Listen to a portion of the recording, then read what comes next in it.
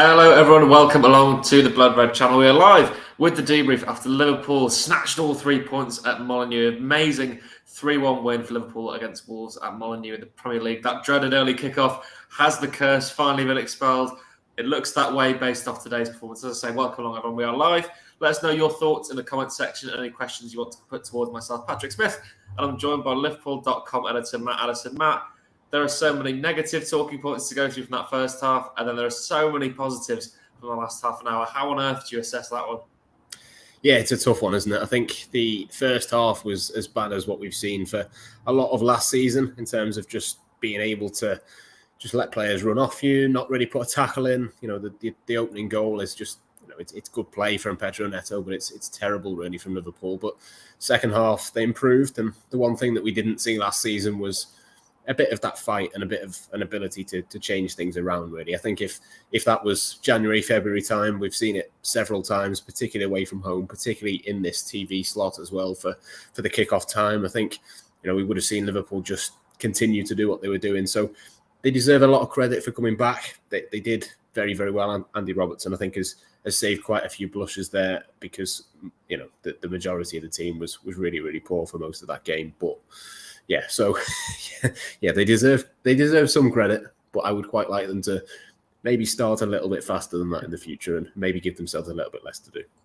Yeah, I mean, well, let's start with the bad, shall we, Matt? Because that first half, it was the same old as last season, wasn't it? Really sluggish start, really slow start. I mean, look, it's always going to happen after the international break, especially when you've got the early kickoff. Given, I think Alexis McAllister played in Bolivia, probably the highest altitude you could possibly play in a football match, is just one of the examples of how hard it is to play that early kickoff. But the early signs were poor, Matt, and particularly Joe Gomez and Joel Matip came under fire a lot. I mean, let's be honest, do you think Joe Gomez and Joel Matip are good enough to be playing for Liverpool? Because they didn't go for that centre-back in the transfer market. They didn't even go for a backup right-back. Are they good enough for Liverpool to go through this season? Because on today's showing, it was pretty shaky, and this could be a very different conversation had Andy Robertson not popped up. Yeah, I mean, it wasn't great, was it? I think that's pretty obvious. I think it's not really anything that we didn't already know. I think we knew it was a bit of a risk for Liverpool. I think, you know, Jarell Kwanzaa did really well. I think we have to say that. I think that's a big positive for Liverpool in terms of, you know, the defensive side of things. Obviously, Konate's back and came off the bench for a little bit. Hopefully, that'll mean that he can start in the next one. Van Dijk isn't suspended anymore as well, so they'll come straight back in. But I just think for Liverpool, they've just left themselves a little bit short. That's why it was a gamble, really, wasn't it? I feel a little bit sorry for Joe Gomez in that I think he played really well at centre-back against Villa, and then he's obviously had to move into a different position. There was a couple of little hints that he'd been asked to play almost a hybrid role that just doesn't suit him. You couldn't really think of a more opposite fullback to Trent Alexander-Arnold than Joe Gomez, so that doesn't make a huge amount of sense, I don't think, to me. But I do feel for him a little bit in that, you know, he's just kind of got into that rhythm of playing centre-back, and then he gets shifted and moved, and obviously nothing really goes well for the rest of the team in the first half as well. So loads of different elements really in terms of mitigation for him. I think it's just the same questions really with Matip. There's, I think, a bit of a worry about him whenever somebody runs at him. He doesn't really know what to do. He's lost that yard of pace. He was never the quickest, of course, but he's always one of those that is a little bit vulnerable, I think. Obviously, you know, in previous matches against Villa, that was a bit of a worry, but then you think, well, the midfield pressed really well and you kind of get away with it a little bit. Liverpool were a lot more dominant in that match as well. But yeah, today Wolves had too much, and I think they'll come away from it. You could see Mateus Cunha sat on the bench in the second half, just had his head in his hands, because if he scores that chance and it goes 2-0, then there's no way that Liverpool come back from that. So they deserve a little bit of credit, but you're right, the worries are still there. We know that they can score goals, but if you've got to score 2 goals in every single match, or 3 potentially, you know, if they concede another one quite easily today against a better team, it just gives you a lot of work to do. So I think one more defender, they could have been title contenders. Without that, there's maybe a little bit more risk attached to the way that they've gone about it. Yeah, I mean, you say that, though, it could have been such a different result, couldn't it? But, I mean, winning ugly and winning in unconvincing circumstances isn't exactly a bad habit to have, isn't it? Liverpool teams we've seen, you know, challenge for titles in the past have had these traits in matches where they've struggled initially, fought back into it, and somehow come away with 3 points. They've done that today, and they are currently top of the table, of course. Remember that Liverpool are top of the league as we speak. I think that'll probably change come 4 o'clock, 5 o'clock. But, yeah, as you say there, I think Joe Cole used a great phrase saying that Joe Gomez and Joel Matip were put through the tumble dryer a couple of times. I mean, particularly Joel Matip seems to be tangled so much. I'm not going to be as harsh on Joe Gomez because he was playing out of position, and I think they must have asked him initially in the first 20 minutes, half an hour, to try and play like Trent because he was dropping in field, and then of course he became more orthodox and played, to his position as a right back defending, and Pedro Neto was snuffed out completely in the second half, to be fair to Joe Gomez. But anyway, Matt, that's enough of the negatives. Let's move on to the positives, shall we? Do you think Liverpool have the best attacking depth in world football? Because the options they had to bring on, Luis Diaz completely changed the game, and Darwin Núñez, as they called him on Twitter, Captain Chaos, once again changed the game completely, didn't they? Yeah, the changes, I think you've again got to give credit to Jurgen Klopp. I think it was clearly a mistake to start with a couple of those players, no more so than Alexis McAllister, who just clearly wasn't ready after the international break. Had a bit of a nightmare in the first half, but he did get the changes right. And we have seen that a couple of times already this season. Obviously, Núñez against Newcastle is the obvious one. But when you've got that many different options and you've got different players to bring on, I think it just made a huge amount of difference. Suddenly we saw a much better version of Salah because he had a couple of players next to him who were a little bit more of a threat. I thought Diogo Jota was pretty poor, and Cody Gakpo, until he scored a goal. I mean, I'd written in my player ratings, was he even on the pitch? Had to change that slightly when he scored the goal. But it was just a nothing performance, I think, from those two. And you compare that to what Núñez did. Obviously, a little bit of chaos. He does really well with the third goal in terms of holding off the centre-back and setting it up. Harvey Elliott as well. Obviously, I think that the goal will go down as an own goal, but again, does well to get into that position and does make a good impact. He's done that a few times now this season off the bench. So there are positives definitely in that sense. Again, maybe that was part of the problem last season was that they didn't really have those game changers to come off, and maybe if there was a poor first half, you couldn't really do too much about that to change the tide. But they've definitely done that today. I think a few individuals as well improved in that second half. It wasn't just the substitutions. I thought Szoboszlai was incredibly poor in the first half, particularly the first half an hour, just couldn't get going. But second half does pretty well to keep Liverpool ticking over from that deeper position. Curtis Jones as well barely touched it in the first half, but comes into it a lot more in the second with that little bit of a formation change. So it's one of those where it's clearly a positive thing. If you've got 5 attackers who can be good on the day, if 1 or 2 of them are not performing, as was the case today, you can turn to the others. But I think it's going to be a big ask even for those 5. If the rest of the team doesn't sort itself out, you can't rely on that to happen every single time. We've already seen it now in this one against Newcastle. At some point, Liverpool have got to go ahead in a game and not sort of give too much encouragement in terms of what they've done today. So, yeah, definitely a positive, definitely a good thing that they can keep turning to these options off the bench. But yeah, do the basics and we can have a better conversation, I think, around, do they have the best attacking depth?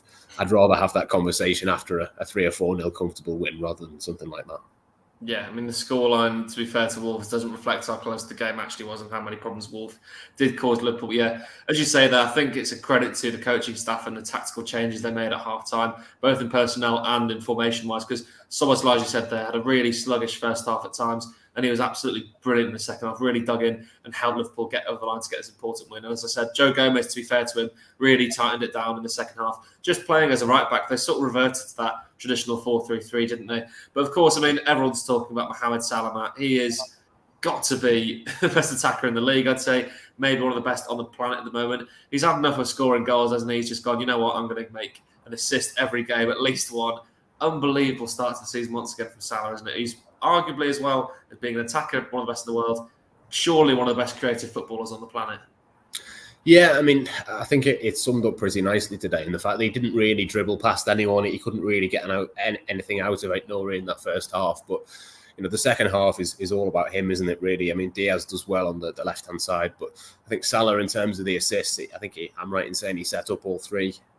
He was in the right position, made the right decisions at the right times. And we've seen that so many times. I think I saw a stat on Twitter that it's the 5th consecutive Premier League game that he's created a goal. He's got 8 assists in his last 5 matches away from home. Yeah, there you go. I mean, it's a different Salah, but it's a better Salah. I think it's a Salah that will get the best out of the players around him as well. And I think if you're Núñez, or if you're someone running in from midfield and being a late runner, that you've got someone there who can sort of set you up and put you on the right path. And obviously it was Andy Robertson for one of them. But I think if Liverpool have got the second half version of Salah rather than the first half one for the next few matches, they'll be in a decent place. So yeah, really positive from him again. It's just a case really of taking that next step. I'm sure Liverpool will improve as the weeks go by, but they've maybe got away with one a little bit today. But I suppose the reverse argument is that that's why they've got players like Salah, because you can have a bit of an off day and still come away with the 3 points. Yeah, absolutely unbelievable performance again from Mo Salah. That stat is crazy, isn't it?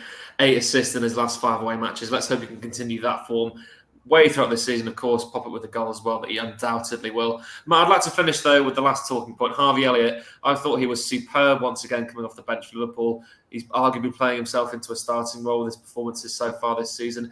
Do you think Harvey Elliott will play a role in Liverpool's midfield this term, or do you think we'll maybe see him in an attacking role in the Europa League? What do you think the next few months are going to hold for him in a Liverpool shirt?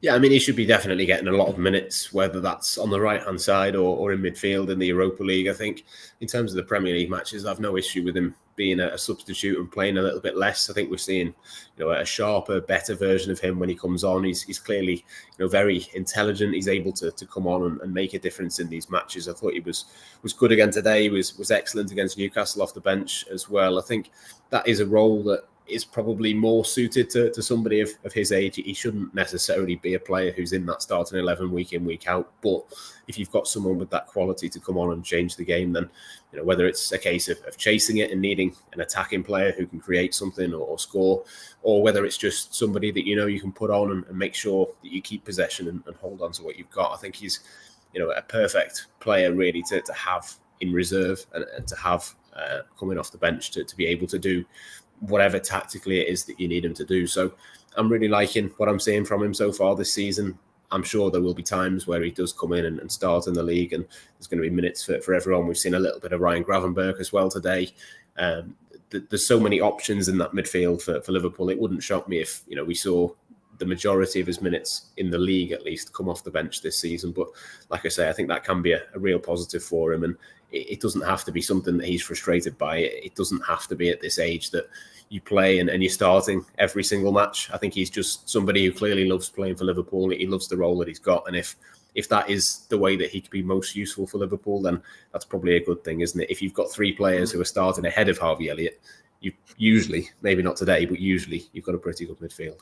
Yeah, absolutely. And we'll definitely see more of Harvey, probably in the Europa League, with, of course, the Europa League starting this week. Liverpool away at Las Clins. We've got loads of build-up for that one for you across the Red Channel, Liverpool.com and the Liverpool Echo. But yeah, for now, we'll wrap up the debrief show here. Amazing win for Liverpool, turning around a pretty sluggish early kickoff start once again. But they're top of the Premier League for now, at least, with that 3-1 win. Brilliant stuff for the Reds. Hopefully they can maintain this form, win ugly. Doesn't matter how you win as long as you get the points. Maybe they can play themselves into a title race. But yeah, as I said, we'll bring you Jurgen Klopp's press conference as soon as we have it right here on the Blood Red Challenge. So make sure you stick around for that one, everyone. And yeah, myself, Patrick Smith, and Matt Addison will catch you all again sometime soon for the debrief.